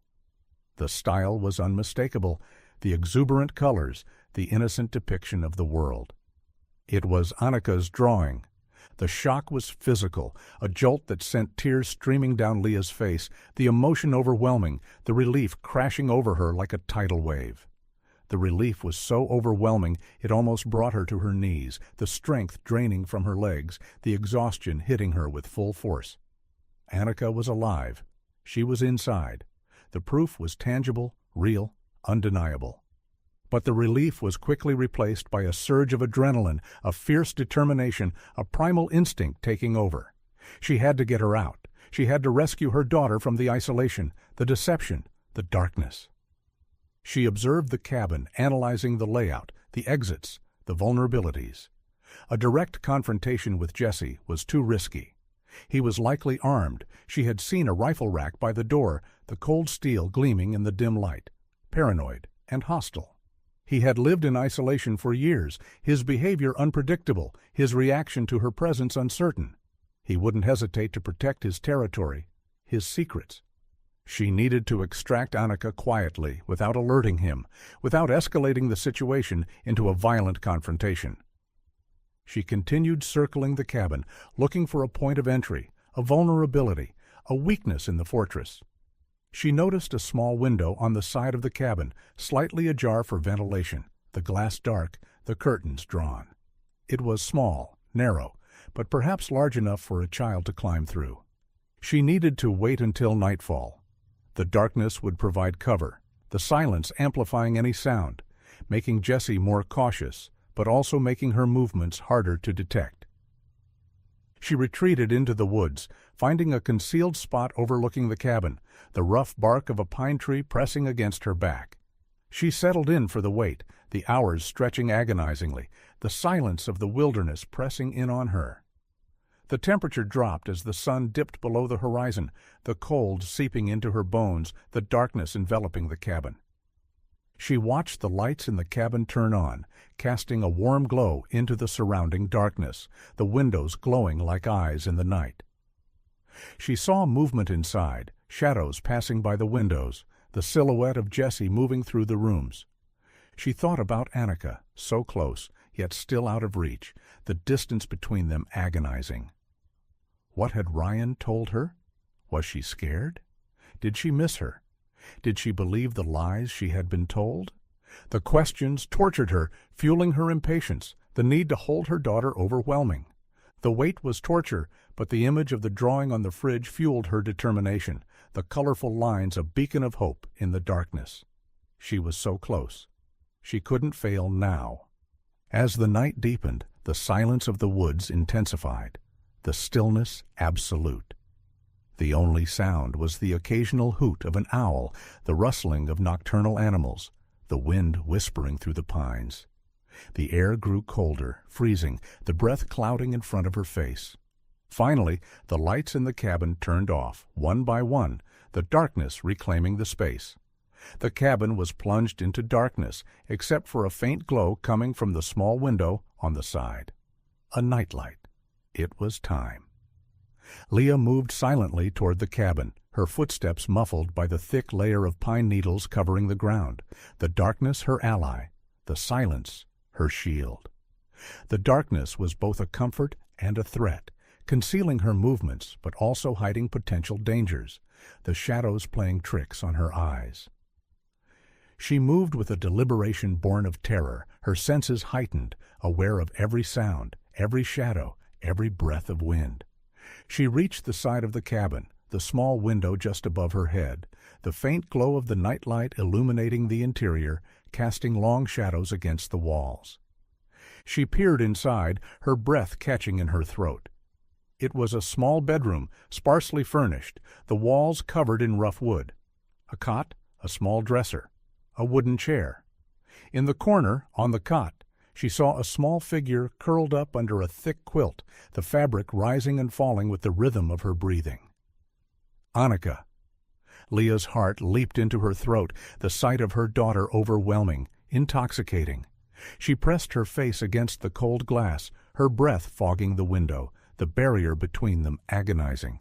She looked so small, so vulnerable, a fragile bird in a cage. She whispered her name, praying she wouldn't wake Jessie in the next room, the sound barely audible, a fragile whisper against the silence. "Annika, baby, it's Mommy." The small figure stirred, the quilt rustling, the movement sending a jolt of adrenaline through Leah. Annika sat up, her eyes wide with confusion and fear, the darkness hiding her expression. She looked at the window, at the face peering through the darkness, the silhouette of her mother framed against the night sky. "Mommy," she whispered, her voice small and hesitant, laced with disbelief, the word hanging heavy in the air. Leah nodded emphatically, tears streaming down her face, blurring her vision, the emotion overwhelming. "Yes, baby. It's me. I'm here. I found you." Annika hesitated, her small body tense, the confusion evident in her posture. She looked toward the door of the bedroom, then back at Leah, the conflict raging in her mind. "Uncle Jesse said you were sick," she whispered, her voice trembling, the words a painful reminder of Ryan's betrayal. "He said I had to stay hidden. He said you couldn't take care of me. He said you didn't want me." The words hit Leah like a physical blow, the depth of Ryan's betrayal staggering, the cruelty of his manipulation breathtaking. He hadn't just hidden Annika, he had poisoned her mind against her own mother. He had told Jesse that Leah was unstable, unwell, that she had abandoned her daughter. The manipulation was complete, the deception absolute. "I'm not sick, baby," Leah whispered, her voice urgent, desperate, the need to reassure her daughter, overriding her anger. Uncle Jesse was wrong. Ryan lied to him. "I'm here to take you home. We have to go, now, before he wakes up." She needed Annika to trust her. She needed her to move quickly, silently, the urgency of the situation mounting. She reached up, pushing the window open wider, the hinges creaking slightly, the sound amplified in the silence. Leah froze, listening, her heart pounding in her chest. Nothing. The silence remained unbroken. "Climb out, baby." "Quickly. I'll help you. I'll catch you." Annika hesitated for a moment longer, her eyes searching Leah's face, looking for the truth, the reassurance she desperately needed. Then she nodded, her small face resolute, the trust flickering in her eyes.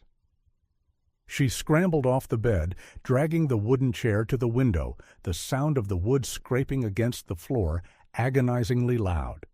She climbed up, her small body trembling with fear and cold, the thin pajamas offering little protection against the frigid air. Leah reached in, grabbing her hands, helping her through the narrow opening, the space tight, the extraction difficult. As soon as Annika's feet touched the ground outside, a powerful motion-activated floodlight snapped on, illuminating the side of the cabin in a harsh white glare, the sudden brightness blinding, disorienting. At the same time, a dog started barking furiously from inside the cabin. A deep, guttural sound that shattered the silence of the night, a primal warning that echoed through the mountains. Leah froze, blinded by the sudden light, the sound of the barking echoing in the silence, the fear gripping her heart. They were exposed. They were trapped. The sudden light, the furious barking, shattered the stillness of the night, the silence replaced by a cacophony of chaos and fear. Leah grabbed Annika's hand, pulling her toward the darkness of the woods, towards the safety of the trees, the instinct to flee overriding the paralyzing terror. "Run, baby! Run!" she urged, her voice a frantic whisper, the words swallowed by the barking dog. They stumbled through the underbrush, the branches scraping against their faces, the cold air burning their lungs, the darkness both a refuge and a threat. The adrenaline surged through Leah, masking the fear, the exhaustion, the pain. The cabin door burst open, the sound of the wood slamming against the wall echoing through the clearing. A figure stood silhouetted against the light, streaming from the doorway, a dark shape against the brightness. "Stop!" a voice roared, amplified by the silence, raw with fury, the sound vibrating through the air. Leah didn't stop. She kept running, pulling Annika behind her, deeper into the woods, the darkness swallowing them whole. A shot rang out, the sound deafening, echoing through the mountains, the bullet whistling through the air above their heads. A warning shot fired into the air, a demonstration of power, of control. Leah stopped, realizing the futility of running. He knew the terrain. He was armed. He was desperate. They couldn't outrun him. They couldn't escape. She turned, instinctively placing herself between the figure and Annika, shielding her daughter with her body, the primal instinct to protect her child overriding the fear of death. Jesse advanced, leveling the hunting rifle, his face contorted in fury, the shadows dancing on his features, making him look menacing, dangerous. He was barefoot, wearing only jeans and a t-shirt, the cold air seemingly having no effect on him. The dog barked furiously beside him, straining against an invisible leash, the sound echoing the rage in Jesse's eyes. "Get away from her!" he roared, his voice raw with emotion. the accusation hanging heavy in the air. "Jesse, stop! It's me, Leah, Ryan's wife," Leah shouted, her voice trembling but firm, holding her hands up in surrender, a gesture of peace, of desperation. Jesse stopped a few feet away, the rifle steady, pointed directly at Leah's chest, the cold metal a promise of violence. His eyes were wide, wild, filled with rage and confusion, the conflict raging within him. The floodlight cast long, distorted shadows against the trees, the scene surreal, terrifying. "I know who you are," he spat, his voice dripping with contempt, the words laced with the poison of Ryan's lies. "Ryan told me everything. You're unwell. You lost custody. You're trying to steal her. I won't let you." He genuinely believed Leah was the threat. He believed he was protecting Annika, fulfilling a promise he had made to his brother, a promise based on a lie. The realization chilled Leah to the bone. Ryan's manipulation had been complete, his betrayal absolute. "He lied to you, Jesse," Leah pleaded, shouting over the barking dog, the desperation bleeding into her voice. "Ryan lied to you. I never lost custody. I'm not unwell. I'm her mother." "Stay back," Jesse warned, his finger tightening on the trigger, the tension mounting, the silence stretching agonizingly. The dog lunged forward, snapping at the air, the sound of its teeth clicking together echoing in the stillness. Leah held her ground, her heart pounding, the cold metal of the rifle pointed at her heart, the fear a cold knot in her stomach. She had to make him understand. She had to break through the lies, the manipulation, the paranoia. The truth was her only weapon, the only thing that could save them. "Ryan is in massive debt," Leah shouted, her voice desperate, echoing in the silence, the words carrying the weight of the truth. "He owes money to organized criminals, dangerous people. Victor Novak. They threatened Annika's life. They were going to take her." Jesse hesitated, his brow furrowing in confusion, the certainty in his eyes wavering. This didn't match the story Ryan had told him. Ryan's story had been vague, emphasizing Leah's instability, her erratic behavior, the custody battle, the restraining orders. But this felt terrifyingly real, the desperation in her voice, the fear in her eyes, the specificity of her claims resonating with a truth he couldn't deny. "He staged the crash, Jesse," Leah continued, pressing her advantage, the words tumbling out in a rush of adrenaline and desperation, the truth spilling out of her. "He faked the amnesia. He hid Annika from them, not me. He was trying to protect her." She poured out the details, the evidence she had uncovered, the trail that had led her to this isolated cabin in the wilderness. The burner phone, the one registered under the fake name Arthur Dent. The P.O. box in Silver Creek. The empty lockbox. The missing cash. The threats her divorce attorney had received. The danger that had forced Ryan's hand. "He used you, Jesse," Leah pleaded, her voice cracking with emotion, the betrayal hitting him with full force. "He manipulated you. He knew you would protect her, that you would keep her safe. But he lied about why. He lied about everything. He put you both in danger." Jesse's eyes darted between Leah and Annika, his confusion deepening, the realization dawning on him. The intensity and specificity of Leah's claims resonated with a truth he couldn't deny. They filled in the gaps in Ryan's story, the inconsistencies he had ignored, the doubts he had suppressed, the nagging feeling that something wasn't right. He looked at Annika, who was now crying, clinging to Leah's leg, her small body trembling, the fear in her eyes mirroring the confusion in his own. The bond between them was undeniable, primal. This wasn't the behavior of an unstable, dangerous woman.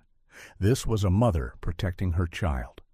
The realization that he had been manipulated by his estranged brother, the brother he had trusted, the brother who had reached out to him in desperation, hit Jesse hard.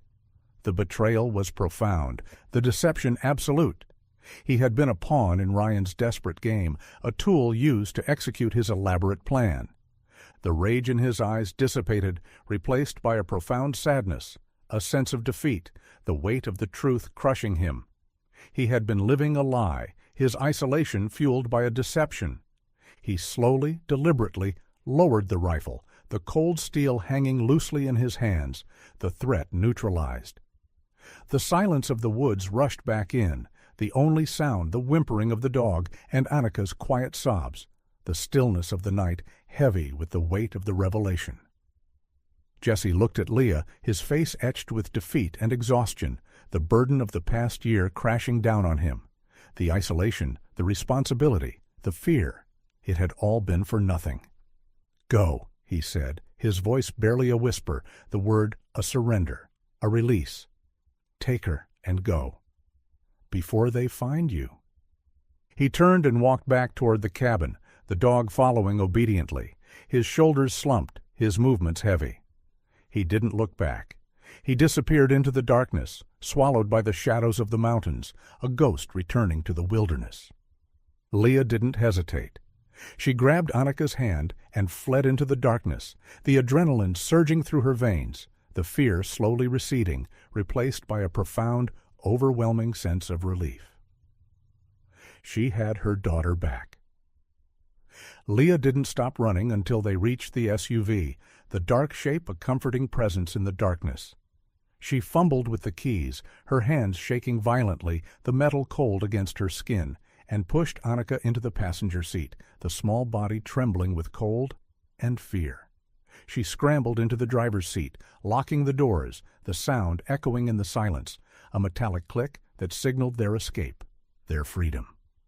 She started the engine and drove, the SUV bouncing recklessly down the treacherous mountain tracks, the headlights cutting a swath through the darkness, the wilderness blurring past the windows. She didn't slow down, constantly checking the mirrors, expecting to see headlights behind her, Jesse changing his mind, the criminals emerging from the shadows, the fear still gripping her heart. The drive was a blur, the darkness pressing in, the silence in the car broken only by Annika's quiet sobs, the sound a heartbreaking reminder of the trauma she had endured. Leah reached over, stroking her hair, the soft strands feeling like silk beneath her touch, whispering reassurances, the words feeling inadequate against the enormity of the situation. "It's okay, baby. You're safe. Mommy's here. I've got you." She didn't stop until she reached the nearest town with cell service, the icon on her phone lighting up, a beacon of civilization, a connection to the world she had left behind. The lights of the town glowed in the distance, a promise of safety, of normalcy. She immediately pulled into the local sheriff's office, the lights blazing in the darkness, a symbol of authority, of justice. She stumbled through the doors, Annika clinging tightly to her side, refusing to let go, the warmth of the station a shock after the freezing cold of the mountains. Leah gave a frantic, full statement, the words tumbling out, the events of the past few days spilling out in a rush of emotion, the story of her desperate search for her daughter unfolding in the sterile environment of the sheriff's office. The sheriff, a man with a kind face and a calm demeanor, listened patiently, his expression grave, the realization of the magnitude of the situation sinking in. He recognized the name Annika Harding, the case that had haunted the state for a year, the missing child whose face had been plastered on every news channel, every missing person poster. They were taken to a local hospital, the sterile environment a stark contrast to the rustic cabin in the wilderness. Annika was examined, the doctors confirming she was physically healthy, unharmed. A miracle. But the psychological impact of the year-long isolation, the confusion, the fear, was evident in her wide eyes, her hesitant movements, her silence. The trauma lingered beneath the surface, a shadow in her eyes. The reunion was overwhelming, a complex tapestry of emotions. Profound relief, the agonizing joy of holding her daughter again, the anger at Ryan's betrayal, the depth of his deception, and sorrow for the lost year, the time stolen from them, the innocence shattered. Holding Annika in her arms, the small body pressed against her chest, Leah felt the paralyzing trauma of the past year begin to recede.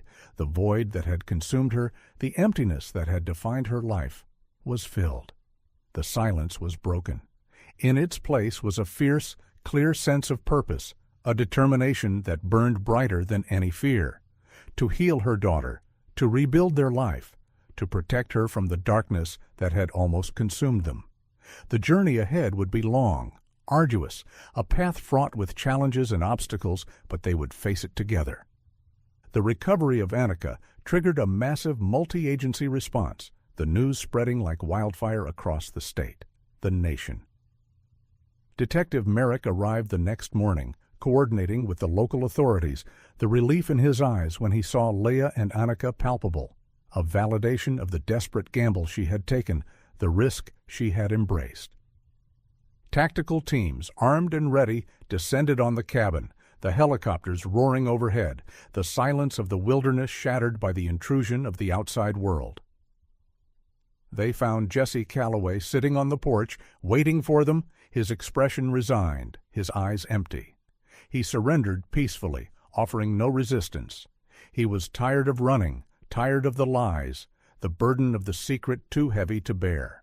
He gave a full confession, detailing how Ryan had arrived a year ago, desperate and frantic, claiming Leah was unstable, that she had lost custody, that Annika was in danger.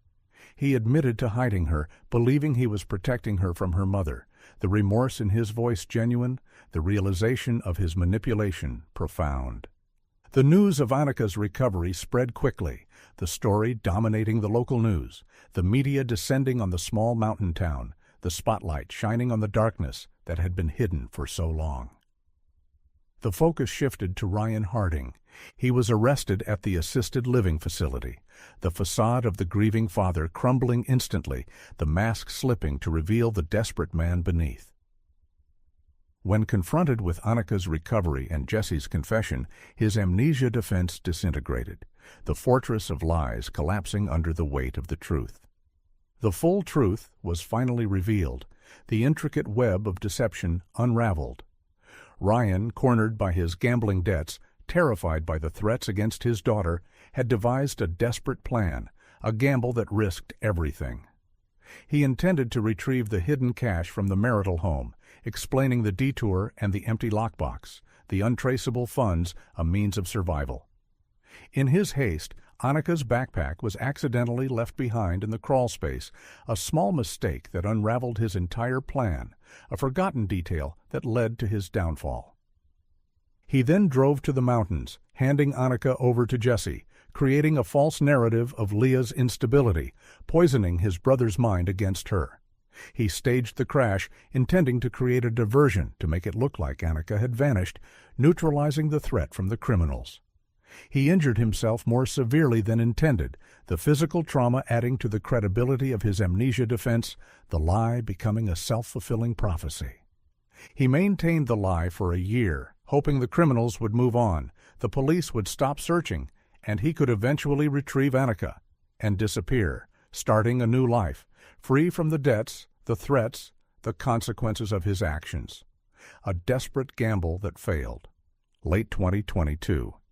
The legal proceedings were swift, the justice system moving with a newfound urgency.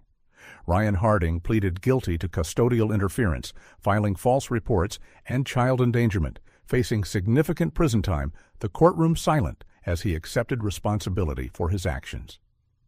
Jesse Calloway, due to his cooperation and genuine belief that he was protecting Annika, received a lighter sentence: probation and community service, a chance to rebuild his life, to atone for his role in the deception. Leah and Annika moved to a new state, far from Colorado, far from the memories of the past year, the shadows of the trauma.